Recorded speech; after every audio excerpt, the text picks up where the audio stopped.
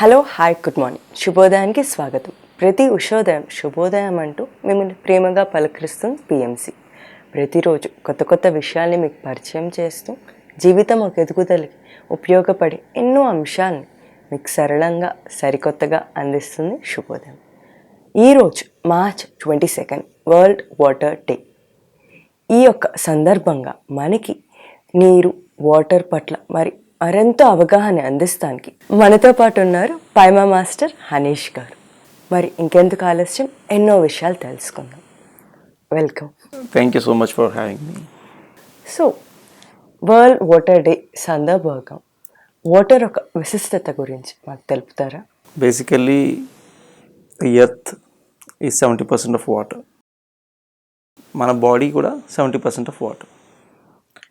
At least if we make that sink in, అంటే how nature ఎలా ఉందో మనం అలాగే ఉన్నాం. సో అలాంటి నేచర్ని, అలాంటి వాటర్ని ఈరోజు ఏదో ఒక డే పెట్టుకుంటున్నాం, వాటర్ సేవింగ్ డే అని. బట్ అది ఎవ్రీడే చేయాల్సిన పనిని మనం ఏదో ఒక డే అయిపోయింది ఈరోజు. సో దానికి main reason, everywhere water is not treated as it should be treated. అసలు వాటర్ని మనం ఎలా ట్రీట్ చేయాలి అనేది మనకి ఆ కాన్షియస్ ఉండట్లేదు. Because it's a free resource కాబట్టి we're taking it for granted. So ఫ్రీగా వస్తుంది కాబట్టి మనం గ్రాంటెడ్గా తీసుకుంటున్నాం. కానీ over a period of time ఏమవుతుంది, అసలు ఎంత చేంజ్ అయింది వరల్డ్ లాస్ట్ 20-30 ఇయర్స్లో అనేది జస్ట్ ఒక్కసారి అవగాహన తెచ్చుకుంటే, జస్ట్ లెట్స్ గో బ్యాక్, ఎక్కడికో కాదు, ఒక 25 ఇయర్స్ బ్యాక్ మనకి వాటర్ అనేది ఫ్రీగా అవైలబుల్ ఉండేది. క్లీన్ వాటర్ అనేది ప్రతి చోట అవైలబుల్ ఉంది. నేను ఎక్కడ వాటర్కి మనీ పే చేసి కొనుక్కునేవాడిని కాదు. ఒక 30 ఇయర్స్ బ్యాక్ అయినా మీరు తీసుకుంటే, 30 అట్లీస్ట్ నాకు వాటర్ కావాలంటే నేను ఎవరింటికైనా వెళితే వాళ్ళు నాకు ఫ్రీగా వాటర్ ఇచ్చేవారు. అండ్ ప్రతి ఇంట్లో కూడా they use to have a well, ఒక బావి లాగా ఉండి వాళ్ళే తోడుకుని ఆ వాటర్ తాగేవారు. బావి అవి లేని వాళ్ళు రివర్స్ దగ్గర నుంచి వాటర్ తెచ్చుకునేవారు, అవే తాగేవారు. నార్మల్ ఫిల్టరేషన్ ఉండేది, జస్ట్ ఒక క్లాత్ పెట్టి ఫిల్టర్ చేసుకుని అదే తాగేవారు. And they are very healthy. ఈ 20-30 ఇయర్స్లో చూస్తే దేర్ ఈజ్ నో వన్, అంటే జనరల్గా మాట్లాడుకుంటే ఎవరు కూడా ఈ వాటర్ని తాగే పరిస్థితిలో ఎక్కడా లేరు. అసలు వాటర్ తాగే పరిస్థితిలో వాటర్ కూడా లేదు. Because the ground water is polluted, rivers are polluted, lakes are polluted, అన్నీ పొల్యూట్ అయిపోయాయి. మనందరం కూడా ఇప్పుడు only can water, mineral water ఇవే తాగుతున్నాం. ఎందుకంటే మామూలు వాటర్ తాగే పరిస్థితి లేదు. మనిషి తన జర్నీ స్టార్ట్ అయ్యి సోషలైజ్ అయ్యి ఒక కమ్యూనిటీగా ఏర్పడి ఉన్నప్పటి నుంచి లాస్ట్ 30 ఇయర్స్ వరకు ఒకలాగా బతికాడు. ఇప్పుడు ఈ 30 ఇయర్స్ నుంచి కూడా ఇంకొకలాగా బతుకుతున్నాడు. అంటే it's a great transformation happened actually. చాలా పెద్ద చేంజ్ ఇది. But no one is aware of it. It's a huge change. అంటే మనం నేచర్ నుంచి వచ్చే వాటర్ని తాగే పరిస్థితుల్లో లేము, కానీ దాని గురించి అసలు పట్టించుకునే పరిస్థితుల్లో కూడా లేము. ఆన్ ద అదర్ హ్యాండ్ అంత చేంజ్ అయిపోయింది ప్రపంచం. బట్ మనం ఏంటంటే ఓకే, దానికి ఏదో సొల్యూషన్ ఉంది, మినరల్ వాటర్, క్యాన్ వాటర్ అని. ఈరోజు ప్రతి చోట క్యాన్ వాటర్, చిన్న చిన్న పల్లెల్లో కూడా క్యాన్ వాటర్. సో అంటే వాటర్ని ఏమైపోయింది, అంత పొల్యూట్ అయిపోయింది వాటర్, మనం తాగే పరిస్థితుల్లో లేదు. ఇప్పుడే ఇలా అయిపోయింది. ఈ జస్ట్ అంటే మనం మేబీ ఫస్ట్ సెకండ్ జనరేషన్స్ అనమాట ఇలా ఈ చేంజ్ని ఎక్స్పీరియన్స్ చేయడం. ఎందుకంటే చిన్నప్పుడు కూడా నాకు గుర్తుంది, నేను బావిలో వాటర్ తాగాను. ఇప్పుడు నేను బావిలో వాటర్ తాగలేను. So I'm the generation where I have seen both these things. ఇదే మన జనరేషన్ అనమాట. నెక్స్ట్ జనరేషన్ నుంచి ముందు చూసే పరిస్థితి లేదు. ఓహో, వాటర్ ఇలా కూడా తాగుతారా, డైరెక్ట్గా భూమిలోంచి వచ్చిన వాటర్ తాగుతారా, డైరెక్ట్గా రివర్లో వాటర్ తాగుతారా అని కూడా క్వశ్చన్ చేస్తారు నెక్స్ట్ జనరేషన్. చూడండి ఎంత చేంజ్ అయింది, ఎంత డ్రాస్టిక్ చేంజ్ అయింది. అండ్ మనం దాని గురించి అసలు కొంచెం కూడా అవేర్నెస్ లేదు. So that is what we want to bring. ఆ అవేర్నెస్, ఆ కాన్షియస్ మనుషుల్లోకి రావాలి. Water is not a wasting resource, it's a very most important resource అనేది తీసుకురావాలి అనేది one of the main aim of our movement. That's why we started swag movement. Okay. So మీరు ఇందాక different types of ways water pollute అయింది అని అన్నారు. Like rivers ఇవన్నీ polluting, that I can understand. Ground water కూడా pollute అయింది అన్నారు. Correct. ఎంతో లేయర్స్ ఆఫ్ క్రస్ట్ కింద ఉన్న గ్రౌండ్ వాటర్ ఎట్లా పొల్యూట్ అవుతుంది? Right. So there are many ways. again, just 40 years back, we are not using chemicals as if we are using now. Morning లేసిన brush చేయడం కాడి నుంచి, స్నానం చేయడం కాడి నుంచి, బట్టలు ఉతకడం కాడి నుంచి, ఇల్లుని శుభ్రం చేయడం కాడి నుంచి, యూటెన్సిల్స్ శుభ్రం చేయడం కాడి నుంచి, ఇలా ఏది చూసుకున్నా సరే everything is chemical. So again ఈ కెమికల్స్ అన్ని మళ్ళీ ఎక్కడికి వెళ్తున్నాయి? Water bodies. Again all this, ఈ కెమికల్స్ అన్ని మళ్ళీ అగైన్ వాటర్కి వెళ్తున్నాయి. Again it's going under ground.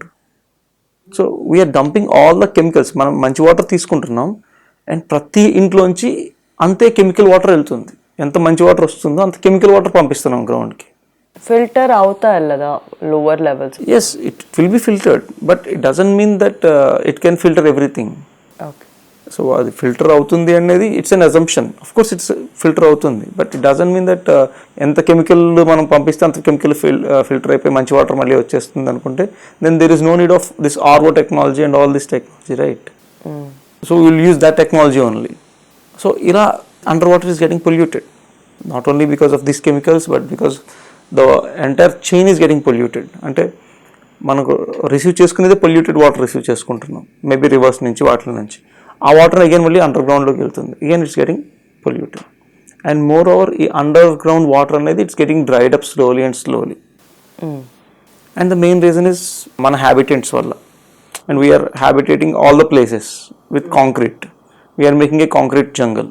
We are removing the jungle and making a concrete jungle. And what is happening is water is not going underground. It is getting ended up in rivers and lakes and like that. So underground wastage అవుతుంది. Underground water ఉండట్లేదు. So underground water ఎప్పుడైతే లేదో automatically you will having a lot of crisis. వాటర్కి, ట్రీస్కి కావాల్సినంత water అందకపోవడం, the nutrition value decreases, everything is interrelated. బాగా గుర్తుంది, చిన్నప్పుడు మా ఇంటి దగ్గర బోర్లో వేసేవాళ్ళు. ఎంత ట్రై చేసినా, ఎన్ని లొకేషన్స్ లో ట్రై చేసినా వాటర్ ఉండక, and we use to have a lot of water problem. Okay. So yeah, under ground water is very important.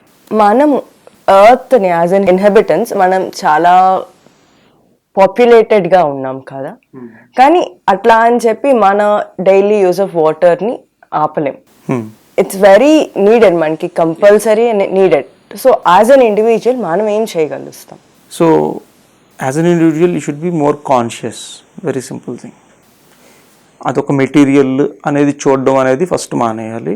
Water itself is having its own consciousness అనేది కూడా మనం అర్థం చేసుకోవాలి. బేసికల్లీ కాన్షియస్నెస్ ఏంటి వాటర్కి? So doctor Masaru Emoto from Japan, he's a scientist. అతను water యొక్క molecules ఎలా స్ట్రక్చర్ చేంజ్ అవుతాయి బేస్డ్ ఆన్ ఇట్స్ సరౌండింగ్స్ అనేది అతను రీసెర్చ్ చేశాడు. రీసెర్చ్ చేస్తే water is behaving in a different way in crystallised form based on the environment. అంటే నేను గుడిలో పెట్టిన వాటర్ని, టెంపుల్లో పెట్టిన వాటర్ని దాన్ని నేను క్రిస్టలైజ్ చేసి దాని మాలిక్యూల్స్ చూస్తే the way the molecules are shining are bright and crystallise, బ్యూటిఫుల్గా కనిపిస్తున్నాయి వాటి షేప్స్. సేమ్ వాటర్ని నేను తీసుకెళ్ళి ఒక ఫ్యాక్టరీలో పెట్టి అక్కడి నుంచి నేను దాన్ని రీసెర్చ్ చేసి దాని మాలిక్యూల్స్ని, దాని క్రిస్టల్ స్ట్రక్చర్స్ని అబ్జర్వ్ చేస్తే it is showing dark and very undeformed and ugly crystal states. And in the same way ఒక వాటర్ని తీసుకొని దానికి లవ్, ప్రేయర్ అండ్ గ్రాటిట్యూడ్ అనేది దాంతో కమ్యూనికేట్ చేసి దాని క్రిస్టల్ స్ట్రక్చర్స్ చూస్తే అది చాలా బ్రైట్గా, బ్యూటిఫుల్గా ఫామ్ అవుతుంది క్రిస్టల్స్. అదే వాటర్ నేను తీసుకెళ్ళి ఒక న్యూస్ ఛానల్ దగ్గర, ఒక టీవీ దగ్గర పెట్టి ఒక 1 hour ఆ న్యూస్ అంతా విన్న తర్వాత నేను దాని గురించి కూడా కొంచెం నెగిటివ్గా మాట్లాడి దాని క్రిస్టల్ స్ట్రక్చర్ని నేను చూస్తే it's showing very same way అనమాట, dark and ugly form of crystallization form. So this shows that it's not just a non-living thing. It has its own conscious nature. It will react to its environment. Wow. So he won a Nobel Prize for this research. అంటే it's a living thing అనే విషయాన్ని మనకు కాన్షియస్లో ఉండదు. Because మనం ఏమనుకుంటుంటే we are egoistic people. Humans itself are ego, human ego. Of course there are many types of ego. I'm talking about human ego. నేను హ్యూమన్ని, ఇక్కడ ఉన్న చుట్టూ ఉన్న అన్నీ కూడా నాకు ఉపయోగపడడానికే ఉన్నాయి. So you are seeing from that lens of ego. ఆ ఈగో లెన్స్తోనే ప్రపంచాన్ని చూస్తాం మనం. సో వాటర్ని కూడా ఆ ఈగోలెన్స్తో చూస్తాం కాబట్టి దాన్ని అలా ఇల్ ట్రీట్ చేస్తున్నాం మనం. If we remove that ego in spiritual sense also and observe everything that it is having its own energy and conscious, it will react to you అనే విషయాన్ని ఎప్పుడైతే మన కాన్షియస్ నేచర్తో మనం ఉండగలుగుతామో then automatically you will be aware. Okay, దీన్ని waste చేయకూడదు. ఎక్కడైతే వేస్ట్ చేస్తున్న వెంటనే మనకి ఓకే దీన్ని వేస్ట్ చేస్తున్నాను, వేస్ట్ చేయకూడదు అనే అవేర్నెస్ వస్తుంది. అట్లీస్ట్ వచ్చి వేస్ట్ చేయడం మానేస్తాం, రోజు తగ్గిస్తాం. అదే హ్యాబిట్ కింద అవుతుంది. ప్రతి నిమిషం ఇక వాటర్ వేస్ట్. జనరల్గా మనం బ్రష్ చేసేటప్పుడు ట్యాప్ ఎవ్రీడే మార్నింగ్ అందరూ వేస్ట్ చేసేది ఇదే. ట్యాప్ ఓపెన్ చేస్తారు, బ్రష్ చేస్తూ ఉంటారు, వాటర్ వెళ్తూ ఉంటుంది. 90% పీపుల్ అలా చేస్తూ ఉంటారు. బట్ వెన్ యూ ఆర్ ఈ అవేర్నెస్ నీ మైండ్లోకి వచ్చినప్పుడు వెంటనే మనం ట్యాప్ ఆఫ్ చేస్తాం. సో ఆ అవేర్నెస్ లేకుండా మనుషులందరూ ఉంటున్నారు. ఆ అవేర్నెస్ తీసుకురావాలి మనుషుల్లో. సో దానికోసం we have to educate people. ముఖ్యంగా చిల్డ్రన్ నుంచి ఎడ్యుకేట్ చేయాలి. స్వాగ్ గురించి చెప్పండి మాకు. So swag it self is a name which is like combination of save water and go green. So మా మెయిన్ ఇంటెన్షన్ ఈ మూమెంట్ స్టార్ట్ చేయడానికి ఇండియాలో ఏంటి అంటే ఈ వాటర్ని సేవ్ చేయాలి అండ్ గ్రీనరీని ఇంప్రూవ్ చేయాలి. So one of hour swag next steps of action is mainly to go to schools in every district and start swag movement there. పిల్లలకి ఈ విషయాలు ఏదైతే మనం డిస్కస్ చేస్తున్నామో ఈ వాటర్ గురించి, ఈ conscious nature of the water గురించి, అలాగే conscious nature of the nature గురించి, అలాగే ఇంపార్టెన్స్ ఆఫ్ వాటర్ గురించి, ఇది ఎంత చేంజ్ అవుతుంది ప్రపంచంలో, దానికి వీళ్ళందరూ ఫ్యూచర్ జనరేషన్. సో వాళ్ళ దగ్గర చిన్నప్పటి నుంచే మార్పు తీసుకురావాలనేది one of our main intention. ఎందుకంటే over a period of time people will ask for basic needs. మనకి ఎప్పుడైనా బేసిక్ నీడ్స్ ఫుల్ఫిల్ అయితేనే కదా నెక్స్ట్ ఏదైనా చేస్తాం. You can need food, you need water, you need clothing, you need shelter. So ఈ 4 ఎక్కడి నుంచి వస్తున్నాయి? సరౌండింగ్స్ నుంచి, ఫ్రమ్ నేచర్. వాటర్ కానీ ఇవన్నీ కూడా మనం వేసుకునే డ్రెస్ కాటన్ కాడి నుంచి, మనం తినే ఫుడ్, వాటర్, మనం ఉండే ఇల్లు అంతా కూడా ఎక్కడి నుంచి వస్తుంది? నేచర్ నుంచి వస్తుంది. నేచర్ నుంచి ఎంతో తీసుకుంటున్నాం మనం ప్రతిరోజు. అది లేకపోతే మనం సర్వైవ్ అవ్వలేకపోతున్నాం. మరి నేచర్కి మనమేమి ఇస్తున్నాం? What are we giving to the nature? మనం మన బిల్డింగ్ మెటీరియల్ కోసం మనం చెట్లన్నింటినీ నరికేస్తున్నాం. But are we planting trees?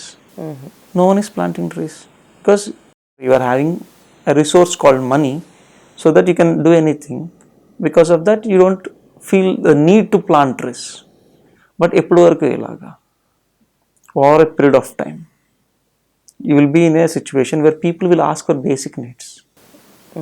All the basic needs has to do with the environment only. When the environment is degraded, environment ఎప్పుడైతే అలా degrade అవుతూ ఉంటుందో then what will happen? People will not have these resources. Even fodder for animals kuda ledu. Animals food which is called fodder, adu kuda we are not getting. For example, this is a city of huge population and every population is dependent on products like milk, and these animals just need fodder, and the farmers are finding it very difficult to find fodder for the animals. ekkadekka nuncho velli తీసుకురావాల్సి వస్తుంది వాటికి గడ్డి. అది అంతా అది ఎక్కడ దొరకట్లేదు. ఇంతకుముందు అంటే పొలాల్లో ఉండేది, మనం సాగు చేసుకునే వాళ్ళు ఉండేది. ఎక్కడి నుంచో వెళ్ళి తీసుకురావాలి. సిటీ బయటకి ఎక్కడికో అవుట్స్కట్స్కి ఎక్కడికో వెళ్ళి అక్కడి నుంచి ఒక 100 kilometers వెళ్ళి కూడా తీసుకొచ్చే పరిస్థితులు ఉన్నాయి. అంటే బేసిక్ నీడ్స్కి మనం మిస్ అవుతున్నాము. ఇలా పోతూ ఉంటే over a period of time ఎంత మనీ ఉన్నా when there is no environment which is pure and pristine, you will not get whatever you want. Just like water, how you have money you are getting enough mineralised water. But over a period of time what will happen? That we have to think. మన future generations గురించి ఆలోచించాలి. వాటర్ని ఎలా pay చేసి కొనుక్కుంటున్నాము, air pay చేసి కొనుక్కునే స్థితి రాకూడదు. రావచ్చు. That's what you don't know. We never knew. At least ఒక 50 years బ్యాక్, ఒక 100 years బ్యాక్ ఎవరినైనా మీరు వెళ్ళి ఫ్యూచర్లో వాటర్ని కొనుక్కుని తాగుతారంటే దే యూస్ టు లాఫ్. అవును, డెఫినెట్. వాటర్ని ఎవరండి కొనుక్కుని తాగుతారు? ఇక్కడికి వెళ్తే రివర్ ఉంది, అక్కడికి వెళ్తే ఇది ఉంది, ఇంటికి వెళ్తే ఇస్తారు, పంపు కొడితే వాటర్ వస్తుంది, ప్రతి చోట పంపు ఉంటుంది. అదే అనుకునేవారు. Never they expected, but it happen, right? So it may happen, anything may happen if we are degrading the environment. And more important is ఈ మూమెంట్కి లేదా ఈ నేచర్కి, ఎన్వైర్న్మెంట్కి, పీస్కి చాలా లింక్ ఉంది. ఎట్లా? Peace is connected to good environment. ఎందుకు అంటే many wars that are fought in the world are fought over natural resources. అవునా? Yes, you can see any war. I thought kingdoms ఇవన్నీ అనుకున్నాను. That is okay, but why you want to acquire a kingdom? What is a kingdom? It's not just people you want to acquire. Is it really people that you want to acquire? The land? Yes, you want to acquire more resources. అంతే కదా, more natural రిసోర్సెస్ని acquire చేయాలి, ఎక్కువ ప్లేస్ని acquire చేయాలి. Place is nothing but nature. Yeah, every conflict is almost related to it. Most of the wars, that's why I'm telling. May not be all the wars. There are many wars that is happened because of the ego of a certain person. But apart from that, many wars that are fought over natural resources. Even current scenario, if you take India and చైనాకి సంబంధించి ఇప్పుడు ఏదో conflict జరుగుతుంది, యుద్ధం వాతావరణం కనిపిస్తుంది. ఎందుకు? Because ఈ న్యాచురల్ రిసోర్సెస్ మాదని వాళ్ళు అంటారు, లేదు మాదే అని మనం అంటాం. ఓకే. ఇండియా పాకిస్తాన్కి ఇప్పుడు ఏదో ఒక కాన్ఫ్లిక్ట్ జరుగుతూ ఉంటుంది, గొడవ జరుగుతూ ఉంటుంది. ఎందుకు? ఈ ల్యాండ్ పార్ట్ మాదంటే ఈ ల్యాండ్ పార్ట్ మాది అంటే ఇట్స్ అ న్యాచురల్ రిసోర్స్. ఈరోజు రష్యా అండ్ ఉక్రెయిన్ వాళ్ళిద్దరు కూడా ఫైటింగ్ చేస్తున్నారు. అండ్ ఎందుకు Russia want to acquire Ukraine? ఎందుకు తీసుకోవాలి? It's a natural resource. ఆ న్యాచురల్ రిసోర్స్ని కూడా తన దగ్గరే ఉంచుకోవాలి, నేను సూపర్ పవర్ కింద ఉండాలి. So every wars, like almost most of the wars are fought over natural resources basically. That's why peace is related to nature. ఇంకొన్ని వార్స్ అయితే ఆల్మోస్ట్ ఎన్వైర్న్మెంట్ అంతా డిగ్రేడ్ అయిపోయింది, ఇంకా కొంచెం మాత్రమే మిగిలి ఉంది మంచిగా, దానికోసం కొట్టుకుంటున్నారు. Mostly in African countries only some place మంచిగా ఉంటుంది, అది మాది అని చెప్పి ఆఫ్రికాలో డిఫరెంట్ కంట్రీస్ అని కొట్టుకుంటూ ఉంటాయి. అక్కడ ఒక అమ్మాయి గురించి చెప్పాలి, వంగారి మాతయ్య ఆమె పేరు. ఆమె నోబెల్ పీస్ ప్రైజ్ విన్నర్ 2004లో. ఆమె గ్రీన్ బెల్ట్ మూమెంట్ని స్టార్ట్ చేసింది. సో ఆ గ్రీన్ బెల్ట్ మూమెంట్ ద్వారా ఏం చేసిందంటే ఈ ఆఫ్రికా నేషన్ అంతా కూడా మళ్ళీ గ్రీనరీ కింద మార్చడానికి చాలా ఇన్ఫ్లుయెన్స్ చేసింది. ఓకే. ఆఫ్రికాలో డిఫరెంట్ కంట్రీస్ అన్నీ కూడా ఇదివరకు కొట్టుకునేవాడు. ఎప్పుడు ఈమె మూమెంట్ తర్వాత ఈ కొట్టుకోవడం మానేసి నెగోషియేషన్ స్టార్ట్ చేశారు, మాట్లాడుకోవడం స్టార్ట్ చేశారు. ఏముంటుంది గ్రీన్ బెల్ట్ మూమెంట్లో? సో బేసికల్లీ అగైన్ తనకు కూడా ఏంటంటే ఫస్ట్ పీపుల్ అడుగుతున్నారు అనమాట, మాకు బేసిక్ నీడ్స్ ఇవ్వండి, ఫుడ్ ఇవ్వండి, వాటర్ ఇవ్వండి, షెల్టర్ ఇవ్వండి, బిల్డింగ్ మెటీరియల్స్ ఇవ్వండి, మా యానిమల్స్కి ఫుడ్ ఇవ్వండి అని చెప్పి అడిగేవారు అనమాట. సో తిను అనుకుంది ఇవన్నీ ఎందుకు అడుగుతున్నారు జనాలు, ఏంటి ప్రాబ్లం అని చూస్తే everything is connected to the nature. ప్రతిదీ నేచర్తో కనెక్ట్ అయ్యింది. సో మన నేచర్కి ఏమైంది అంటే నేచర్ వాజ్ డిగ్రేడెడ్, అందుకే ఇవన్నీ లేవు.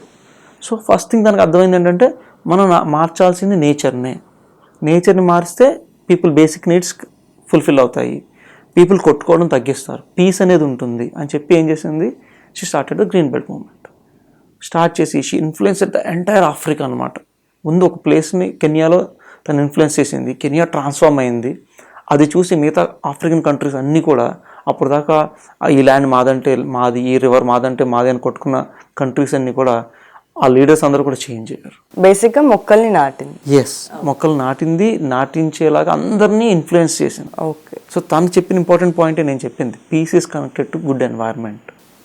ఫస్ట్ ఏమవుతుంది అంటే basically when the some minority people acquire a lot at the expense of the majority. అంటే మెజారిటీ పీపుల్కి ఏదైతే మినిమం రిక్వైర్మెంట్స్ ఉంటాయో వాటిని కాదని చెప్పి ఎవరైతే మైనారిటీ పీపుల్ని ఎక్కువ ఎక్వైర్ చేసుకుంటారో ఆటోమేటిక్గా అక్కడ ఏముంటుంది, డిస్సాటిస్ఫాక్షన్ ఉంటుంది. ఎస్ సార్, ఒక 10 పీపుల్ ఉన్నారు, 10 పీపుల్కి ఏమో ఒక పెద్ద ఫుల్ 1000 acres ల్యాండ్ తీసుకున్నారు. ఇక్కడేమో ఒక 10,000 పీపుల్ ఉన్నారు, వాళ్ళకి జస్ట్ ఒక 10 acres ల్యాండ్ ఉన్నారు, జస్ట్ చెప్తున్నాను. సో వీళ్ళకి ఏమొస్తుంది ఆటోమేటిక్గా అది చూసినప్పుడు, they will be dissatisfied. When there is more dissatisfaction it will lead to conflict. When the conflict increases, it will lead to war. Yes sir. So ఇలా some people అనేది కూడా చాలా ఇంపార్టెంట్ ఇక్కడ. People who are especially those in power, they are acquiring a lot than what is required, and that is why ఈ discontent అనేది కూడా ప్రపంచంలో చాలా చోట్ల పెరిగిపోతుంది. బికాస్ మినిమం బేసిక్ నీడ్స్ కూడా మీట్ అవ్వకుండా నువ్వు ఎక్వైర్ చేసేసుకుంటే, ఎక్కువ తీసేసుకుంటే మరి వీళ్ళ సంగతి ఏంటి? సో దానివల్ల వార్ స్టార్ట్ అవుతున్నాయి, కాన్ఫ్లిక్ట్స్ స్టార్ట్ అవుతున్నాయి, ఆ డిస్సాటిస్ఫాక్షన్ పెరుగుతుంది ప్రజల్లో. అందుకే తను ఒక మోడల్ చెప్పింది, ఆఫ్రికన్ స్టూల్ మోడల్ అని చెప్పి ఎప్పుడు చెప్తూ ఉంటుంది. ఆఫ్రికన్ స్టూల్ మోడల్ అంటే ఒక స్టూల్ మోడల్ అనమాట. ఒక 3 legs ఉండి పైన ఒక బేసిన్ ఉంటుంది కదా. సో తను ఈ నేచర్ని ప్రొటెక్ట్ చేయడానికి 3 ఇంపార్టెంట్ థింగ్స్ చెప్తుంది అనమాట. సో 1 ఈజ్ పీస్ అనేది చాలా important. Second is good management of resources. And third one is good governance. ఈ 3 ఇంపార్టెంట్ అని చెప్తుంది. ఎప్పుడైతే ఈ 3 సరిగ్గా ఉంటేనే దెన్ ఈ బేసిన్ అనేది డెవలప్మెంట్ అనేది మనం పెట్టగలం. ఈ 3లో ఒకటైనా మనకు సరిగ్గా లేదు అనుకోండి, ఈ స్టూల్ సరిగ్గా నుంచి ఉంటుందా? సో ఈ 3 చాలా ఇంపార్టెంట్ అనమాట. Peace, sustainable management of the natural resources and good governance. ఈ 3 ఉంటేనే మన డెవలప్మెంట్ అనేది సాధ్యం అవుతుంది, సరైన డెవలప్మెంట్ అనేది జరుగుతుంది. ఆ పీస్ లేకపోతే there is no development. Sustainable management of the natural resources is very important. ఎట్లా చేయాలి? Sustainable management of natural resources is only possible by the government. గవర్నమెంటే తీసుకోవాలి ఆ పాలసీని. రివర్ ఉంది, రివర్ మనకు అన్ని ఇస్తుంది, దాన్ని పొల్యూట్ అవ్వకుండా మనం ఏం చేయాలని government has to take a stand. మనకి జెనీవాలో మన జరిగిన అగ్రిమెంట్, అన్ని వరల్డ్ లీడర్స్ అందరూ వచ్చి అందరూ కూడా మేము CO2 ఎమిషన్స్ తగ్గిస్తాము, మేము ఎక్కువ ప్లాంట్స్ నాటుతాము అని చెప్పి ఒక ట్రీటీ సైన్ చేశారు అందరూ. But nobody is following it. మీరు ఫాలో అవ్వట్లేదు, మీరు ఫ్యాక్టరీస్ ఇంకా పెడుతున్నారు, మేము ఎందుకు ఫాలో అవ్వాలి, మేము పెట్టాము. It's a country ego coming in to place. అంతే కదా, నువ్వెందుకు చేయట్లేదు నీ కంట్రీలో, నేను ఎందుకు చేయాలి, నువ్వు ఎంత తగ్గించావు, నేను ఎందుకు ఇంకా ఎక్కువ తగ్గించాలి అని ఇప్పుడు మాట్లాడుకుంటున్నారు. ఇలా కొట్టుకుంటున్నారు ఇప్పటికీ కూడా. ఈ కొట్లాడంతా ఎక్కడి నుంచి? నేచర్ గురించే కదా ఈ ట్రీటీ సైన్ చేసింది. సో మళ్ళీ నేచర్ గురించే కదా కొట్లాడి జరుగుతున్నాయి. So that's what. Government is coalition of people or government. As people, as individual మనం ఎలా సస్టైనబుల్గా మనం ఒక న్యాచురల్ రిసోర్సెస్ని మేనేజ్ చేసుకుంటాం? సో బేసికల్లీ న్యాచురల్ రిసోర్స్ అంటే ఒకప్పుడు పరిస్థితుల్లో అయితే ఒక ఊరు తీసుకోండి, ఒక ఊరిలో ఒక న్యాచురల్ రిసోర్సెస్ ఉందనుకోండి. అప్పుడు ఆ ఊరికి ఏం చేసేవారు, ఒక పెద్ద ఉండేవారు, వాళ్ళు అక్కడ ఎవరైనా ఏదైనా మిస్టేక్ చేస్తే, ఆ న్యాచురల్ రిసోర్స్ని పాడు చేస్తే అది తప్పు అని చెప్పి అవేర్నెస్ అట్లీస్ట్ మనుషుల్లో ఉండేది. అలా అవేర్నెస్ లేకుండా ఎవరైనా చేసినా సరే ఆ ఊరిలో ఉన్న పెద్దలు కానీ వీళ్ళు కానీ వాళ్ళు వార్న్ చేసి అలా చేయకూడదని చెప్పేవారు. ఒక పంచాయతీ పెట్టి దాన్ని సాల్వ్ చేసేవారు. ఇలా జరిగేది ఒకప్పుడు. ఇప్పుడు చూస్తే no one is caring about it basically. And because అంతా కూడా పాలిటిక్స్ అయిపోయింది, అంతా వాళ్ళే చూసుకోవాలి, వాళ్ళే చేయాలి అనే మైండ్ సెట్లోకి వచ్చేసారు ప్రజలందరూ. మరి వాళ్ళు ఏం చేస్తున్నారు, వాళ్ళ పని ఏదో వాళ్ళు చేసుకుంటున్నారు. మనం ఎలా ఎక్కువ ఎక్వైర్ చేసుకుని దాకా చెప్పాను కదా, the minority is acquiring at lot at the expense of the majority అని. అంటే వాళ్ళని మనం ఎంత ఎక్వైర్ చేసుకోవాలి, ఇదొక వే అనమాట. ఈ బిజినెస్లో మనం ఎంత ఎక్వైర్ చేసుకోవాలి, ఈ పొలిటికల్ బిజినెస్ల ద్వారా మనం ఎంత ఎక్వైర్ చేసుకోవాలి అనేదే కాన్సెప్ట్. సో అక్కడ న్యాచురల్ రిసోర్సెస్ పాడైపోతుందంటే ఎవరన్నా చెప్తే ఓకే, దట్స్ ఇట్. ఎవరో కొంతమంది దాని గురించి రియాక్ట్ అవుతున్నారు, దానికి కేర్ తీసుకోవడానికి ప్రయత్నిస్తున్నారు. సో దాని గురించి ఒక్కొక్కరిని చేంజ్ చేయాలంటే అవ్వదు, గవర్నమెంట్ దాని పాలసీ తీసుకురావాలి. అంటే ఫర్ ఎగ్జాంపుల్ కొన్ని పాలసీస్ ఉన్నాయి. ఏంటి, ఫారెస్ట్లోకి వెళ్ళి మీరు ఏదైనా యానిమల్ని చంపితే it is a punishable offence, you will be in jail. అది గవర్నమెంట్ పాలసీ తీసుకున్న తర్వాత ప్రజలందరూ మారిపోయారు కదా, ఓకే అలా చేయకూడదు, చేస్తే ఇది తప్పు అని వాళ్ళకి ఒక పాలసీ ఉంది అని మరి. అలాగే బర్డ్స్ని ఇదివరకు విపరీతంగా చంపేసేవారు. కొల్లేరు రీజియన్ మీకు ఐడియా ఉంటుంది. కొల్లేరు రీజియన్లో ఆస్ట్రేలియా నుంచి బర్డ్స్ మైగ్రేట్ అవుతాయి ఎవ్రీ సీజన్. ఇక్కడికి వచ్చి ఇక్కడ నెస్ట్స్ అన్ని పెట్టి ఇక్కడ బేబీస్ని పెట్టి మళ్ళీ ఆస్ట్రేలియాకి వెళ్తాయి. సో బ్యూటిఫుల్ బర్డ్స్ అనమాట. ఈ బర్డ్స్ ఆస్ట్రేలియా నుంచి రావడంతోనే వాటిని చంపేసేవారు టు ఈట్. సో అలా చేస్తూ దాన్ని ఎవరు ఆపలేరు. నేను ఎంత వెళ్ళి చెప్పినా సరే ఇలా చేయకూడదనే సరే they will laugh or they will ignore it.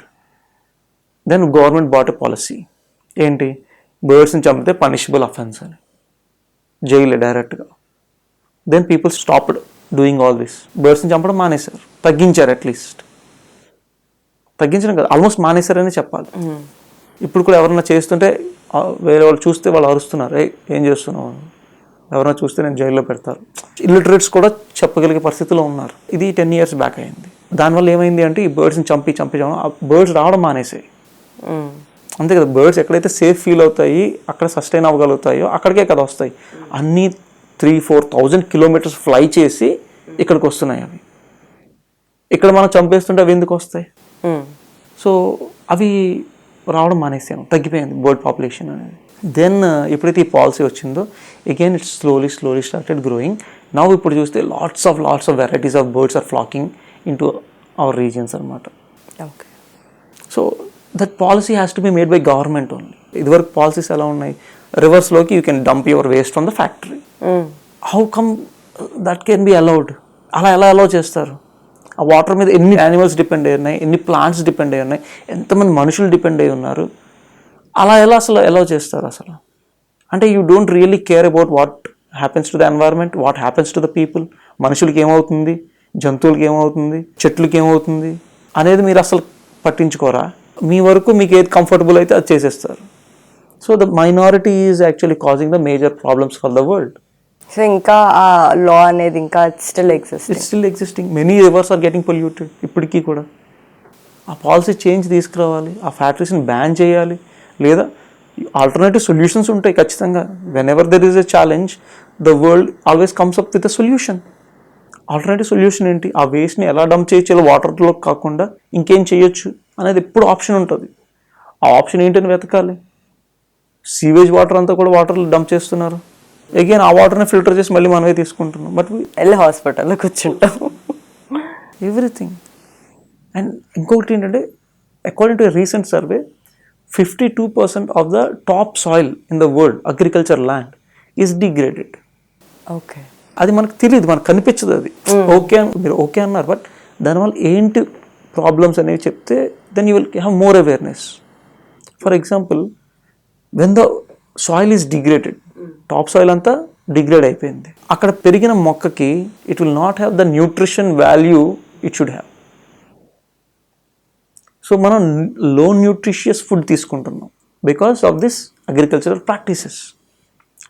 Organic వేలో కాకుండా కెమికల్ వేలో, బికాస్ కమర్షియల్ వేలో, only for the sake of money వేలో ఎప్పుడైతే వర్క్ చేస్తున్నామో సాయిల్ అంతా పాడైపోతుంది.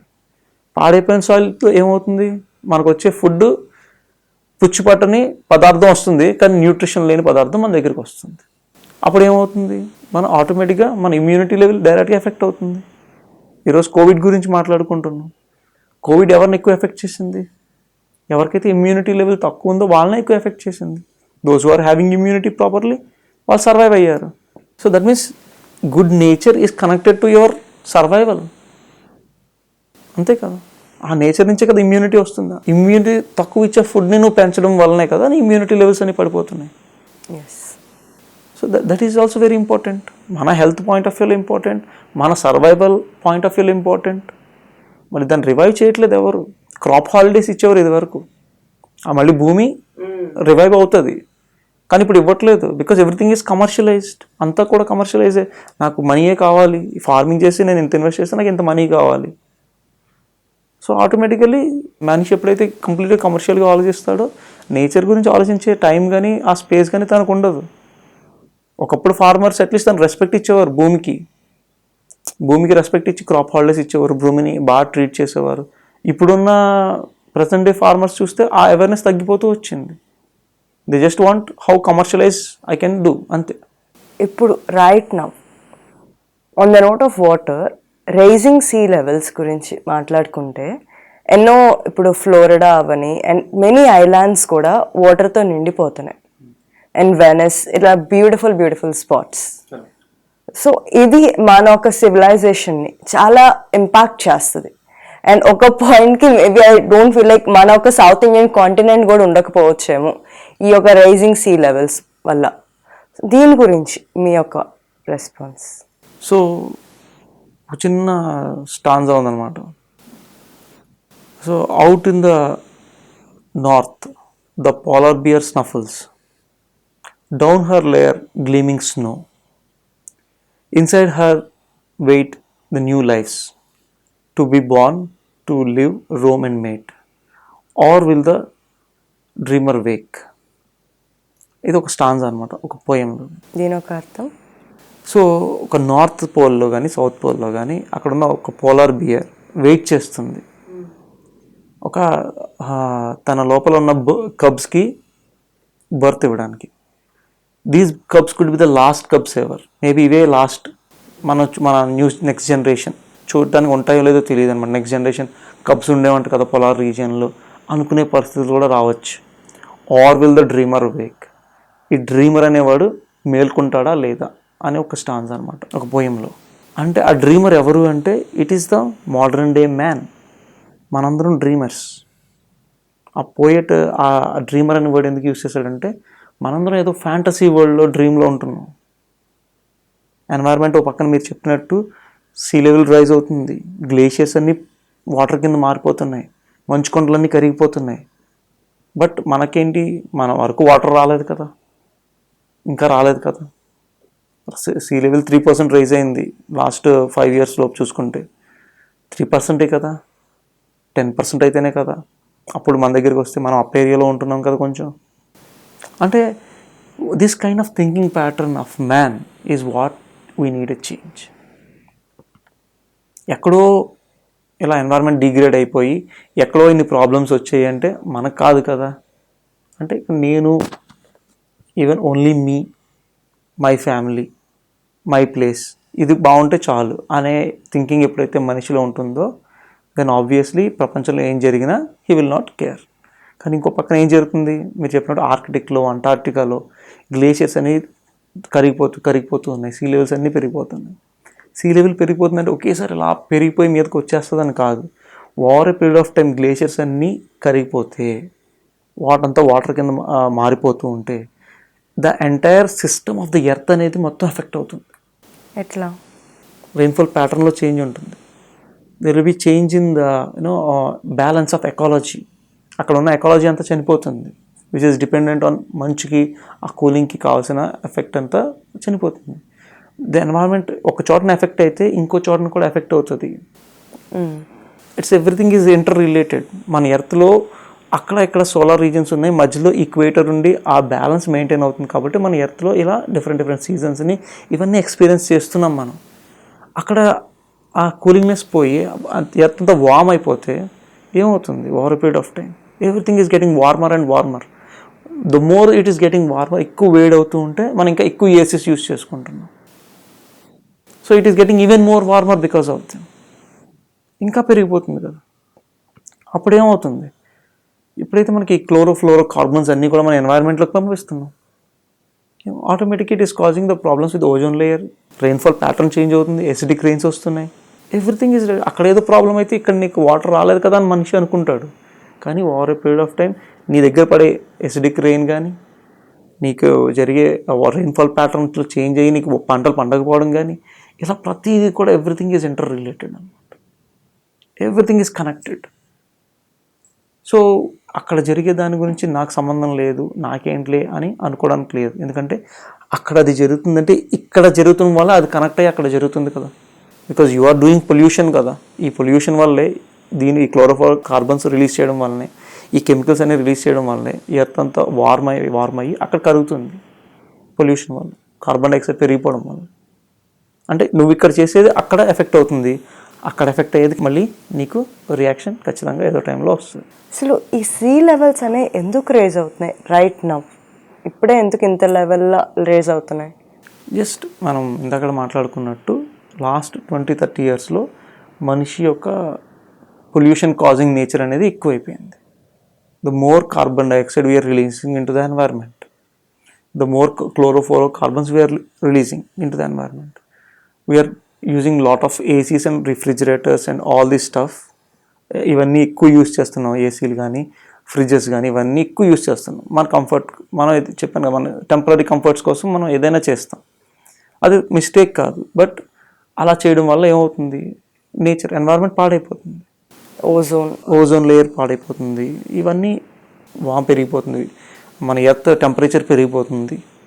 ఇలా పెరిగిపోతే ఏమవుతుంది, ఆటోమేటిక్గా అక్కడ ఉండాల్సిన ఎకాలజీ, ఆ ప్లేస్లో ఉండాల్సిన ఆ పరిస్థితులు, ఆ గ్లేషియర్స్, ఆ మంచు కొండలు అన్నీ నెమ్మదిగా వేడైతే ఏమవుతుంది, just take an ice cube, keep it outside. ఫ్రిడ్జ్లో ఉన్న ఐస్ క్యూబ్ని జస్ట్ బయట పెట్టండి, కొన్ని రోజులు కరిగిపోతుంది, అంతా ఒక వాటర్ అయిపోతుంది. ఒక క్యూబ్ అలా స్టాండర్డ్గా ఉన్న క్యూబ్ని అలా పెట్టండి, దాన్ని ఒక ప్లేట్లో పెడితే ప్లేట్ అంతా నిండిపోతుంది వాటర్తో. ఎందుకంటే టెంపరేచర్ చేంజ్ అవ్వడం వల్లే కదా అయింది. సో అక్కడ కూడా సేమ్ ఇలాంటి ఐసే ఉంది. సో ఎప్పుడైతే టెంపరేచర్ చేంజ్ అవుతుందో ఇదంతా వాటర్ కింద మారిపోతుంది. సో ఆటోమేటిక్గా సీ లెవెల్ అనేది రైజ్ అవుతుంది. ఈ ఏరియాస్ అనేవి ఫ్లడ్ అవుతాయి. సో ఏదైనా న్యాచురల్ డిజాస్టర్ వచ్చిందంటే somewhere it is related to environmental damage. మొన్న కేరళలో జరిగిన ల్యాండ్ స్లైడ్స్ వచ్చేసి చాలామంది చాలా ఎఫెక్ట్ అయ్యారు. దాని గురించి మీడియాలో కూడా ఏం మాట్లాడలేదు. ఓన్లీ అంటే ఆ పాయింట్ ఆఫ్ వ్యూలోనే మాట్లాడారు. అసలు అది ఎందుకు అయిందనేది విషయాన్ని కూడా ఎక్కడా చర్చల్లో కానీ, ఎక్కడ గవర్నమెంట్లో పాలసీస్లో కానీ ఎక్కడా చర్చ చేయలేదు. ఎందుకు అది జరిగింది? బికాస్ కొన్ని ఇయర్స్ నుంచి అక్కడ ఉన్న మౌంటైన్స్ని, అక్కడ ఉన్న న్యాచురల్ రిసోర్సెస్ కోసం వాటిని తవ్వి మొత్తం ఆ ప్లేస్ మొత్తం కూడా వాళ్ళు కంప్లీట్గా నాశనం చేశారు. అది నేచర్ రియాక్ట్ అయ్యింది, తట్టుకుని రియాక్ట్ అయ్యి ఇంకా సస్టైన్ అవ్వలేక మొత్తం చెట్లతో సహా ల్యాండ్ అంతా, కొండలన్నీ కూడా స్లైడ్ అయిపోయి వచ్చేసినాయి మనుషుల మీదకి. అందరూ చనిపోయారు ఎక్కువ రైన్ వచ్చినప్పుడు. ఇది ఇంతమంది చనిపోయారు, ఇంత జరిగింది, ఇదే మాట్లాడతారు మీడియాలో, ఇదే డిస్కస్ చేస్తారు పీపుల్ రిప్రజెంటేటివ్స్ పాలిటిక్స్లో. కానీ అసలు అది ఎందుకు అయ్యింది, మనం ఏం చేసాము, దాన్ని చేయకుండా ఉండడానికి మనం ఏం చేయాలి అనేది డిస్కస్ చేయాలి. అది చేయట్లేదు ఎవరు.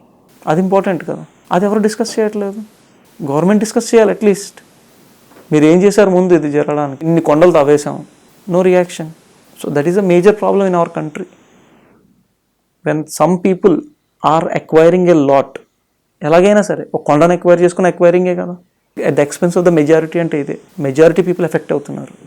ఒక మైనారిటీ యొక్క స్వార్థం వల్ల, ఒక మైనారిటీ వల్ల, వాళ్ళు చేసే విధానాల వల్ల majority of the people are getting affected. అది మారాలి. గవర్నమెంట్ యొక్క థింకింగ్ మారాలి. వాళ్ళే పాలసీలు చేంజ్ చేయాలి. ఇక్కడ ఇందాక మీరు అన్నట్టు న్యాచురల్ రిసోర్సెస్ని పాడు చేస్తున్నామన్నా, minority or majority in the end. ఇప్పుడు ఒక ఐరన్ కోసం మనం ఒక భూమిని తవ్వాం, ఐరన్ మళ్ళీ వాడేది మనమే, కామన్ పీపుల్. సో ఎక్కడ ఏమి జరుగుతున్నా యూస్ చేసుకునేది మనమే. మనం యూస్ చేసేవి అది వాటర్ బాడీస్ అవని, ల్యాండ్ ఫిల్స్ అవని, మళ్ళీ అక్కడికి వెళ్ళి డంపింగ్ అనేది జరుగుతుంది. సో ఇన్ ద ఎండ్ మన ఒక యాక్షన్స్ వీటిల్లో ఎఫెక్ట్ అవుతుంది. Nature, water and everything is affecting. So మనం ఎట్లాంటి యాక్షన్స్ తీసుకోవాలి నేచర్ని, వాటర్ని సేవ్ చేస్తానికి? డైలీ రొటీన్స్లో ఎట్లా మార్చుకోవాలి? Very first and basic thing ఏంటంటే వాటర్ గురించి కాన్షియస్గా ఉండటం. నేను అన్కాన్షియస్గా ఉన్నప్పుడు ట్యాప్ వదిలేస్తాను. నేను కాన్షియస్గా ఉన్నప్పుడు ఓకే నేను చేస్తున్న తప్పు అనేది రియలైజ్ అయ్యి ఫస్ట్ డే మార్నింగ్ ఎవ్రీడే చేసేది ట్యాప్ కట్టడం, వాటర్ వేస్ట్ చేయకుండా చూడడం. అంటే నా పరిధిలో నేనేం చేయగలను, నా పరిధిలో నేను వాటర్ని వేస్ట్ చేయకూడదు. వేరే వాళ్ళని మార్చడం సంగతి పక్కన పెడితే I should not waste it, ఊరికే వాటర్ వేస్ట్ చేయకూడదు అనేది నేను కొంచెం కాన్షియస్గా ఉండాలి ఫస్ట్ థింగ్. సెకండ్ థింగ్, మీరు చెప్పినట్టు నేచర్ మన కెమికల్స్ని యూసేజ్ తగ్గించాలి. ఎంత తగ్గించగలిగితే అంత తగ్గించగలి. మనం ఈరోజు మార్నింగ్ లేచిన కాడి నుంచి మనం అన్ని కెమికల్తో కనెక్ట్ అయిపోయి ఉన్నాయి. వాటిని మనం ఎలా రెడ్యూస్ చేయొచ్చు, ఎంతవరకు రెడ్యూస్ చేయాలో అంతవరకు రెడ్యూస్ చేద్దాం. సోపే యూస్ చేయాలని ఎక్కడా రూల్ లేదు. ఒక 30-40 years వరకు మనుషులందరూ సోప్ యూస్ చేసేవారు కాదు, ఎవరో కొంతమంది యూస్ చేసేవారు. ఇప్పుడు సోప్ యూస్ చేయని మనిషే లేడు. మరి ఇన్ని ఇయర్స్ నుంచి మన స్కిన్ బాగుంది, మనం ఇంత అందంగా ఉన్నాము, మన స్కిన్ చాలా న్యాచురల్గా బాగుంది. ఇప్పుడు సోప్స్ వచ్చాయి, మన స్కిన్ పాడవుతుంది, మళ్ళీ దానికి సంబంధించి మళ్ళీ ఇంకో ప్రోడక్ట్స్ యూస్ చేస్తున్నాము. మరి చేంజ్ ఎక్కడ వచ్చింది? బికాస్ యు ఆర్ అన్యాచురల్గా కెమికల్ని నీ న్యాచురల్ స్కిన్ మీద డంప్ చేస్తున్నాం మనం. సో దాన్ని మనం తగ్గించాలి. You may not be able to avoid, కంప్లీట్గా అవాయిడ్ చేయలేమేమో కానీ ఖచ్చితంగా తగ్గించవచ్చు. మనకి న్యాచురల్ వేస్ట్తో తయారు చేసిన ప్రోడక్ట్ని యూస్ చేయొచ్చు. నేను న్యాచురోపతి చేసినప్పుడు మేము స్నానం చేయడానికి కూడా ఒక క్లాత్ యూస్ చేసుకునే స్నానం చేసేవాళ్ళం. ఓన్లీ క్లాత్, నో సోప్ అనమాట. ఓన్లీ క్లాత్తోనే స్నానం చేసేవాళ్ళం. క్లీన్గా ఫీల్ అయ్యేవాళ్ళు. Yes, that is nice. Cloth ఎప్పుడైనా సున్నిపిండి అదే యూస్ చేసాం చాలా years. But still our face is really good because of it. అంటే మనకి అక్కర్లేని దాన్ని మనకు కావాలేమో అనిపించేలాగా డంప్ చేసే విధంగా కొన్ని ఆర్గనైజేషన్ వర్క్ చేస్తున్నాయి. ఈరోజు ఎనీథింగ్, ఏదైనా అడ్వర్టైజ్మెంట్ తీసుకోండి, ఇది లాట్ ఆఫ్ పుషీ అడ్వర్టైజ్మెంట్సే కదా. ఎప్పుడు చూసినా ఏదో ఒక యాడ్, పేర్లు మెన్షన్ చేయకూడదు కాబట్టి చేయట్లేదు. ప్రతి సోప్ ఏదో ఒక యాడ్ అది 20 years బ్యాక్ ఆ సోప్ స్టార్ట్ అయితే ఇప్పటికీ కూడా ప్రతిరోజు టీవీలో మీరు చూస్తారు. అది అవునా కదా? మీరు ఒక యాడ్ లాంచ్ చేస్తారు, ఒక ప్రోడక్ట్ లాంచ్ చేసిన తర్వాత అది మార్కెట్లో ఉంటుంది, జనాలు నచ్చితే అది కొనుక్కుంటూనే ఉంటారు. మళ్ళీ దాని గురించి అన్ని లక్షల కోట్లు ఖర్చు పెట్టి, వేల కోట్లు ఖర్చు పెట్టి యాడ్స్ ఎందుకు ఇవ్వడం?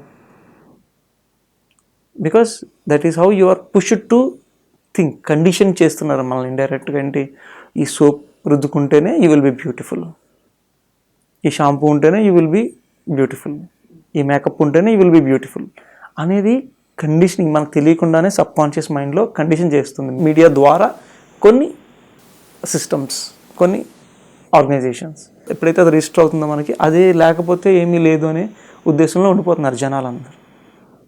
ఓకే, అంటే ఎంత ఫన్నీగా ఉంటాయంటే, ఒక పేస్ట్ వాడితే మనం బ్రష్ చేసుకుంటే పీపుల్ మనకి అట్రాక్ట్ అయిపోతారు అన్నమాట.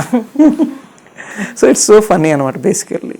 సో ఓకే, బట్ అది ఫన్నీ అనుకుంటాం కానీ అదే కొనుక్కుని అదే యూస్ చేస్తాం మనం. ఓకే, సమ్హౌ యూ ఫీల్ అది ఫన్నీగా అనిపించినా somehow you feel maybe that is correct, అది ఇంపార్టెంటే కదా అని అనుకుంటాం. But wrong marketing influencing the people's mind. They want to sell their chemicals, they want to sell their products. దానివల్ల ఎంత యూజ్ ఉంది అంటే మనమే క్వశ్చన్ చేసుకోవచ్చు. 30 years బ్యాక్ ఎన్ని డెంటల్ హాస్పిటల్స్ ఉన్నాయి, ఇప్పుడు ఎన్ని డెంటల్ హాస్పిటల్స్ ఉన్నాయి? 30 years బ్యాక్ ఎంత స్ట్రాంగ్గా ఉండే టీత్ టిల్ సర్టన్ ఏజ్, ఇప్పుడు ఎంత స్ట్రాంగ్గా ఉన్నాయి టీత్. ఎస్, అప్పుడు ఏం ప్రోడక్ట్స్ యూస్ చేయలేదు, ఇప్పుడు ఏం యూస్ చేస్తున్నాం. అది మనం థింక్ చేస్తే చాలు. అట్లీస్ట్ ఆ థింకింగ్ ఉంటే విల్ అండర్స్టాండ్ ఈ ప్రొడక్ట్స్ అన్ని యూస్ చేయాలా వద్దా, ఈ ప్రొడక్ట్స్ అన్నింటినీ కూడా మనం వాటర్ని నాశనం చేసే విధంగా ఉన్న ప్రొడక్ట్స్ని యూస్ చేయాలా వద్దా అనే ఆ కాన్షియస్నెస్ ఉంటే, అట్లీస్ట్ ఆ థింకింగ్, ఆ అవేర్నెస్ ఉంటే మనం ఓకే, నేను న్యాచురల్గా ప్రొడక్ట్స్ వాడినా water will be good, so నేను ఆ న్యాచురల్ ప్రొడక్ట్స్ని యూస్ చేస్తే నాకేం కాదు అనే థింకింగ్, కాన్షియస్నెస్ మనుషుల్లోకి వస్తే తగ్గిస్తారు చాలా మాత్రం. ఎంతవరకు అవాయిడ్ చేయగలగో అంతవరకు ఖచ్చితంగా అందరూ అవాయిడ్ చేస్తారు. కానీ ఈ యొక్క అవేర్నెస్ని అందరికీ తీసుకెళ్ళాలి, అందరి దగ్గరికి తీసుకెళ్ళినప్పుడు ఖచ్చితంగా ఆ అవేర్నెస్ అనేది ఒకసారి ఆలోచనలో ఉన్నప్పుడు ఆ అవేర్నెస్ అనేది వస్తుంది. ఓకే, అనవసరంగా ట్యాప్ వేస్ట్ చేయకూడదు అని కడతారు, అనవసరంగా ఇంత కెమికల్ని యూజ్ చేయక్కర్లేదు. అలా చేసినప్పుడు ఆటోమేటిక్గా అదంతా కూడా over a period of time ఎక్కువ మంది చేసేసరికి ఈ వాటర్ ఏదైతే ఎంత కెమికలైజ్డ్ అయ్యి ఎంత పొల్యూటెడ్ అవుతుందో అది నెమ్మదిగా రెడ్యూస్ అయ్యి తగ్గుతూ వస్తుంది. So lastly, world water day సందర్భంగా వాటర్ని సెలబ్రేట్ చేసుకుంటూ, వాటర్ని రెస్పెక్ట్ చేస్తా, మీ యొక్క మెసేజ్ ఏంటి? వాటర్ అనేది ఒక లివింగ్ థింగ్ అనమాట. ఆల్రెడీ ఈ ఇంటర్వ్యూ స్టార్టింగ్లో చెప్పినట్టు వాటర్ అనేది కూడా మనకి రియాక్ట్ అవుతుంది, అదొక లివింగ్ బీయింగ్ అని మనం అర్థం చేసుకోవాలి. దానికి ఆ రెస్పెక్ట్ మనం ఇవ్వాలి, ఆ గ్రాటిట్యూడ్ మనం చూపించాలి, దాన్ని సేవ్ చేయాలని అవేర్నెస్ కానీ దాన్ని సస్టైనబుల్గా యూస్ చేసుకోవాలని మనం ఆలోచన విధానం ఉండాలి. So that is my message to the world. అది ఆ అవేర్నెస్ స్ప్రెడ్ చేయడం కోసమే నేను ఎంతో కొంత టైంని నా లైఫ్లో డెడికేట్ చేస్తాను, వర్క్ చేస్తాను. స్కూల్స్లో అవేర్నెస్ పెంచుతాను, కాలేజెస్లో అవేర్నెస్ పెంచుతాను. నాకు ఎక్కడ ఏ ఆర్గనైజేషన్లో నాకు ఛాన్స్ వస్తే ఆర్గనైజేషన్కి వెళ్ళి ఈ అవేర్నెస్ని నేను పెంచుతాను. అలాగే నాలాగా అందరూ దీని మీద ఇంట్రెస్ట్ ఉన్న వాళ్ళందరూ మా మూమెంట్లో, స్వాగ్ మూమెంట్లో ఎవరైతే పరిణీత గారు స్టార్ట్ చేశారో నాలాంటి వాళ్ళు చాలామందిని ఆవిడ తయారు చేస్తున్నారు. అలా నేను కూడా ఇంకెక్కువ మంది తయారు చేసి మా స్వాగ్ మూమెంట్లోకి తీసుకురావాలి, తీసుకొచ్చి వాళ్ళందరి ద్వారా ప్రపంచంలో ఎంత చేంజ్ మేము చేయగలమో అంత చేంజ్ చేయాలి. So that is our aim. Thank you so much. Water గురించి ఎంతో బ్యూటిఫుల్గా చాలా బాగా చెప్పారు. And as you said, water ఒక కాన్షియస్ బీయింగ్ అనేది చాలా బాగుంది. మనకే దెబ్బ తగిలితే మనం ఎలా ఫీల్ అవుతాం? మన ఎవరైనా వచ్చి సడన్గా వచ్చేసి మన నోట్లో వేసేసి తిను అని అంటే మనం ఎట్లా ఫీల్ అవుతాం? ఎందుకు ఫోర్స్ చేస్తున్నాం? అది మన ప్లేస్లో ఆ వాటర్ బాడీస్ని, ఆ వాటర్ రిసోర్సెస్ని పెట్టుకుని వాటిల్లో డంప్ చేసే వేస్ట్ మన నోట్లో డంప్ చేసే ఫుడ్తో ఈక్వేట్ చేసుకుని మనం ఏమైతే ఫీల్ అవుతున్నామో అవి అట్లాగే ఫీల్ అవుతున్నాయి అనే దానిలాగా ఈక్వేట్ చేసుకుంటే I think everyone, as you set, ఎవ్రీవన్లో ఆ స్పార్క్ ఆఫ్ కాన్షియస్నెస్ అనేది డెఫినెట్గా వస్తుంది. అండ్ ఐఎమ్ హోపింగ్ మనం అందరం కూడా కాన్షియస్గా లివ్ చేస్తాం నేచర్ కోసం. Yes, thank you so much. Thank you. చూసారు కదండి, ఈరోజు వరల్డ్ వాటర్ డే సందర్భంగా మనకి మరెంతో జ్ఞానాన్ని అందించారు హనీష్ గారు. దీనికి హనీష్ గారికి హృదయపూర్వక కృతజ్ఞతలు తెలుపుతున్నాను. వచ్చే కార్యక్రమం ఒక మంచి మాట సెగ్మెంట్లో ఒక చిన్న మాట తెలుసుకుందాం. ఓకే మాస్టర్స్, మరి రోజుకొక మంచి మాటలో ఈరోజు మరొక సత్యాన్ని తెలుసుకుందామండి. సహజంగా నిత్య జీవితంలో మనం అనేక కర్మలు చేస్తూ ఉంటాం. కొన్నిసార్లు ఆ కర్మఫలం ఎలా ఎవరికి చెందుతుందో అర్థం కానటువంటి ఒక సమస్యగానే ఉంటుంది. అది ఈరోజు మనం ఎలాగో తెలుసుకుందాం. ఒక రాజ్యంలో రాజుగారు చాలా మంచివాడు. ఆయన ప్రతిరోజు తన రాజ్యం గుండా వెళ్ళే పేద బాటసారులకు ఒక ప్రత్యేక సత్రం కట్టించి మధ్యాహ్న భోజనం వండించి పెట్టేవాడు. ఒకరోజు యథావిధిగా భోజనం వండించే ఏర్పాటు చేస్తున్నాడు. అదే సమయంలో ఆకాశంలో ఎగురుతున్నటువంటి ఒక గద్ద కాళ్ళతో పట్టుకున్న పాము నోటి నుండి విషం చిమ్మించడానికి సిద్ధంగా ఉన్నటువంటి ఆ సమయంలో అది ఆ విషాన్ని చిమ్మినప్పుడు అన్నం బేసిన్లో పడింది. అది ఎవరూ గమనించల. ఆ భాగం ఒక బాటసారి తిన్నాడండి. అది తినటం వలన అతడు వెంటనే చనిపోయాడు. ఈ వార్త రాజుగారికి చేరింది. ఆయన ఎంతగానో దుఃఖించాడు. ఇదేంటి, మేలు చేయబోతే ఇలా కీడు జరిగిందేంటి? ఆయన ఎంతగానో విచారించాడు. ఇప్పుడు బాటసారి చనిపోవటానికి కారణం ఎవరు? ఆ రాజా, లేదా వంటవాడా, లేక పామ గద్ద వడ్డించినటువంటి వ్యక్తి? రాజు చేసేది ధర్మకార్యం కాబట్టి అతను తప్పు లేదు అనేది మనకు తెలుస్తుంది. అలాగే గ్రద్దకు పాము ఆహారం కావున దాని తప్పు కూడా లేదు. పాముది మరణ బాధతో కొట్టుకొని చనిపోతుంది, మరి దానికి తప్పు కూడా లేదు. వడ్డించేవాడికి ఈ విషయం తెలియదు కనుక అతని పని అతను చేస్తూనే ఉన్నాడు కాబట్టి అతని తప్పు కూడా లేదు ఇక్కడ. మరి పాపాన్ని ఎవరి ఖాతాలో వేయాలి? ఎవరు కూడా ఈ బాటసారిని కావాలని చంపలేదు. ఇదే విషయం మన యమధర్మరాజుని చిత్రగుప్తుడు అడిగాడండి. మరి పాపభారం ఎవరి ఖాతాలో వేయాలన్నప్పుడు యమధర్మరాజుకు కూడా ఏమీ చెప్పాలో అర్థం కాల. వెంటనే అన్నాడు అతను, కాసేపు అలాగే ఉంచునైనా ఆలోచించి తర్వాత చెప్తాలే అన్నాడంట. ఇదిలా ఉంటే కొన్ని రోజుల తర్వాత ఆ దారినే పోతున్నటువంటి బాటసారులు కొంతమంది రాజుగారి బాటసారులను అన్నదానం చేసే సత్రం ఎక్కడో చెప్పమని ఒక వనితను అడ్రస్ అడిగారు. ఆమె వారికి దారిని చూపుతోంది. చూడు బాబు, జాగ్రత్త, మా రాజుగారికి బాటసారులు అంటే పడదు. కొద్ది రోజుల క్రితమే ఒక ఆయన విషం పెట్టి చంపేశారు. మరి మీ రోజులు బాగున్నాయో లేదో చూసుకొని జాగ్రత్తగా వెళ్ళండి అందట. వెంటనే యమధర్మరాజు ఈ మాటలు విన్న తర్వాత చిత్రగుప్త మొత్తం పాపమంతా ఈమె ఖాతాలో వేసేయి అన్నాడంట. సదుద్దేశంతో ధర్మకార్యాలను చేసేటప్పుడు యాదృచ్ఛికంగా జరిగే పనులకు మరి తప్పు ఎవరిదో తెలియకుండా నిందలను ఆపాదిస్తూ వ్యక్తులు నిందించే వారికి ఈ మొత్తం కర్మఫలం కలుగుతుంది అని యమధర్మరాజు అన్నాడండి. కాబట్టి ఫ్రెండ్స్, మరి విషయం సౌకర్యంగా తెలియనప్పుడు ఎవరి మీద మనం నిందారోపణ చేస్తే ఆ పాపం మనకే తిరిగి వస్తుంది అనేటువంటి విషయాన్ని ఇక్కడ మనం గుర్తుంచుకోవాలి. అలాగే మానవత్వం గురించి కూడా 2 మాటలు చెప్పుకుందాం. ఒక చిన్న బాబు అతను పిగ్గీ బ్యాంక్ పగలగొట్టి అందులో నుంచి డబ్బు లెక్క పెడుతున్నాడండి. చాలా జాగ్రత్తగా లెక్క పెట్టాడు. 3 సార్లు లెక్క పెట్టాడు. పాపం తప్పు ఉండకూడదు అనుకొని తనకు తాను చెప్పుకుంటూ మళ్ళా లెక్క పెట్టాడు. అయితే ఆ తర్వాత డబ్బులు తీసుకొని నెమ్మదిగా తన ఇంటి వెనకాల తలుపు తీసుకొని ఒక మందులు షాప్ దగ్గరికి వెళ్ళి నిల్చున్నాడు. షాపులో ఆవిడ తన వైపు చూసే వరకు ఎదురు చూస్తూనే ఉన్నాడు ఆ బాబు. ఆ షాప్ ఆవిడ బాబును చూసింది. ఏం కావాలనైనా అని అడిగింది. అప్పుడు బాబు అన్నాడు, నాకు ఒక అద్భుతం కావాలి అన్నాడు. షాప్ ఆవిడకి అర్థం కాల. ఏంటి బాబు, సరిగ్గా చెప్పు నాయనా అంది. నాకు సరిగ్గా తెలియదు, కానీ చెల్లికి ఆరోగ్యం ఏమీ బాగోలేదు కదా, మరి బాగోలేనప్పుడు నాన్న అంటున్నాడు ఒక అద్భుతం మాత్రమే చెల్లిని కాపాడగలదని చెప్తున్నాడు.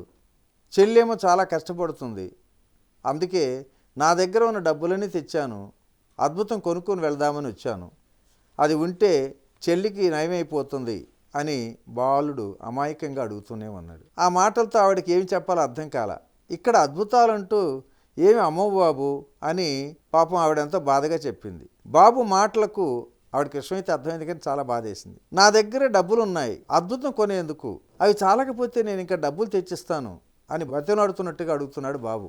ఇంతలో బాబు పక్కనే ఇదంతా వింటున్నటువంటి పొడుగ్గా ఉన్న ఒక నీట్గా తయారైనటువంటి హుందాగా ఉన్న ఒక ఆయన ఆ బాబుని అడిగాడు, ఏమిటి బాబు, నీ చెల్లి సమస్య నీకు తెలుసా అని అడిగాడు. వెంటనే బాబు చెప్తున్నాడు, చెల్లికి తలలో చెడుది ఏదో పెరుగుతుందట, అది బాగవ్వాలంటే సరిపడా డబ్బులు లేవు, అద్భుతం ఉంటే కానీ చెల్లి తప్పక బాగవుతుంది అని నాన్న అమ్మకు చెప్తుంటే విన్నా. సరే అదేదో కొందామని నా దగ్గర ఉన్న డబ్బులన్నీ తెచ్చేశాను, కావాలంటే ఇంకా డబ్బులు పోగేసి తెస్తాను అని చెప్తుంటే బాబుకు తెలియకుండానే అతని చిట్టి చెంపల మీద కన్నీళ్లు జారుతూనే ఉన్నాయి. ఆ పొడుగు మనిషి కొంచెం కిందకు వంగి బాబుని అడిగాడు, నీ దగ్గర ఎంత డబ్బు ఉంది అని. బాబు నా దగ్గర 83 రూపాయలు ఉన్నాయి అని వినపడినట్లుగా చెప్పాడు. ఓ అవునా, భలే తమాషాయే. చూడు, నీ చెల్లికి కావాల్సిన అద్భుతం కూడా సరిగ్గా 83 రూపాయలేనైనా. ఏది పద, నా దగ్గర ఉన్నటువంటి అద్భుతం నీ చెల్లికి సాయపడగలదేమో చూద్దాం అని నెమ్మదిగా ఒక చేత్తో బాబు చేయి పట్టుకొని ఇంకో చేత్తో బాబు అందించినటువంటి డబ్బులు తీసుకొని చొక్కా జేబులో పెట్టుకున్నాడు బాబు తృప్తి కోసం. ఆయన ఒక పేరు పొందినటువంటి పెద్ద హాస్పిటల్కి డైరెక్టర్. ఆయన ఒక్కరే ఈ చిన్ని పాప సమస్యకు వైద్యం చేయగలడు కూడా. ఆయన దయవలన పాపకు ఒక్క పైసా కూడా ఇవ్వనక్కర్లేకుండానే ఆపరేషన్ జరిగిపోయింది. తొందరగానే ఆ పాప కోలుకొని ఇల్లు చేరి మునుపుట్లాగానే ఆరోగ్యంగా బాబుతో సరదాగా ఉండగలుగుతుంది. తల్లి అంటుంది, ఎంత అద్భుతం జరిగిందండి, అది కూడా ఒక్క పైసా ఖర్చు పెట్టనక్కర్లేకుండానే అని తండ్రితో అంటుంది. అది విన్న బాబు నవ్వుకుంటున్నాడు. వాడికి మాత్రమే తెలుసు ఒక అద్భుతం ఖరీదు 83 రూపాయలని. కానీ ఒక అద్భుతం విలువ 83 రూపాయలతో పాటు ఆ చిన్ని బాబు అపార విశ్వాసం కూడా అక్కడ ఉందని సంగతి మనం గ్రహించాలి. కల్మషం లేని ప్రేమ, స్వార్థం లేని ప్రయత్నం ఉంటే తప్పక ఏ ఫలితాలను ఫలిస్తూనే ఉంటాయి. దేవుని నమ్ముకున్న వారికి ఏదో ఒక రూపమైన తప్పక సాయం అందుతుందనేది కూడా దీనికి అర్థానికి తెలుసుకోవాలి. అలాగే మిత్రులారా, ప్రతి మనిషి మానవత్వం రూపంలో మనిషికి సాయం చేయాలి అని అనుకోవాలి. అప్పుడు అంతా అద్భుతాలే జరుగుతాయి. ఓకే ఫ్రెండ్స్, మరి ఈరోజు ఈ మంచి మాటను ఇంతటితో ముగించుకుందాం.